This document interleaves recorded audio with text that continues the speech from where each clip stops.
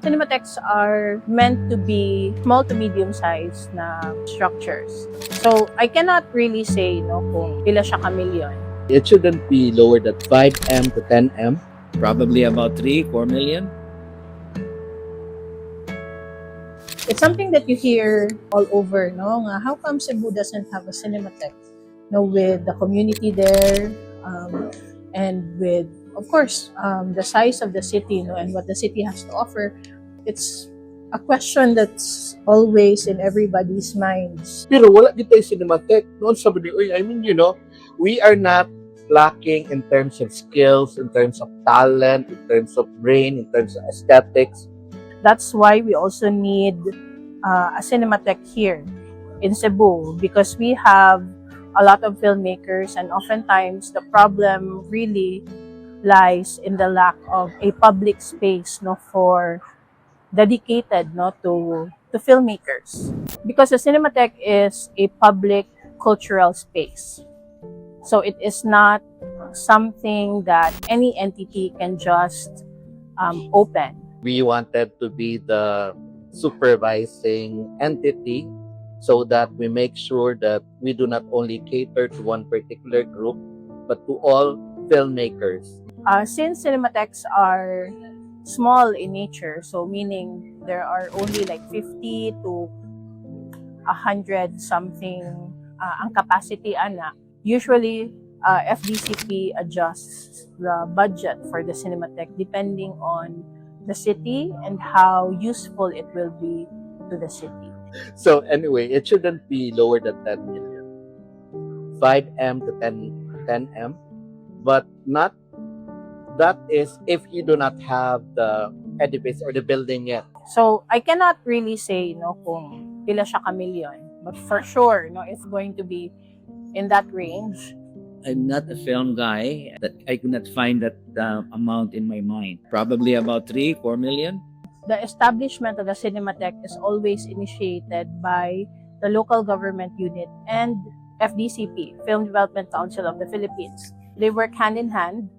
So based on our talks, what I know about the establishment is that the local government unit will present several options for the space, and FDCP will be the one to approve the space, and FDCP will spend for it. Cinematheque can be built. Number 1, Fort San Pedro. Diha sa second floor na ay duha ka rooms. Number 2, kining din sa Rizal Memorial Library. Nasa third floor, there is this area called Sinulog Hall. So it could be an existing space that pwede siya ma-rent, or it can also be a bare space where a structure can be built. First, find an old building, repurpose it, because it actually reflects the city's heritage and culture. And we have a space there near University of San Carlos. We're putting a building, and we could also use that as an annex. Portion of the operations will be shouldered by FDCP, and of course the LGU also has to contribute to the upkeep of the cinematheque. It's a government operated, so for as long as people are paying taxes, there's going to be a budget for the cinematheque.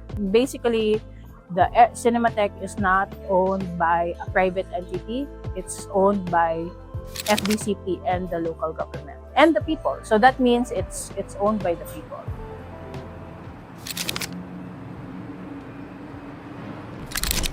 Supposedly, as the Cinema Development Council, it would make sense na sila ang manage. Since they are CCDC, they should be involved, So it's just right because they're given that responsibility. They're under the LGU.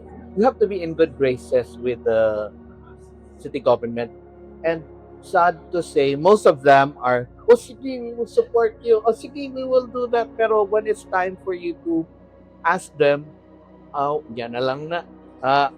Dili pa na atong priority. We were not lacking in terms of following up and requesting and asking and pleading. We're trying to work on getting or setting up a meeting with the LGU para we can talk about the establishment of the cinematheque. We find that this would be a good project aside from cultural, could have some economic value, then we will go and push for it. Definitely, the local government can afford it, and the best time to establish a cinematheque is now. If the local government will not move, or if the local government is not interested in that, then wala kayo mahitabo. No? So, si FDCP dugay na siya nagbuhat. No? And everybody is also waiting, just like FDCP. But hopefully, we will be heard, no? Soon. Yes, it's very yes, because we have the talents, we have the people who knows, but I want clear direction of how it should be done, and then the city government will fully support it.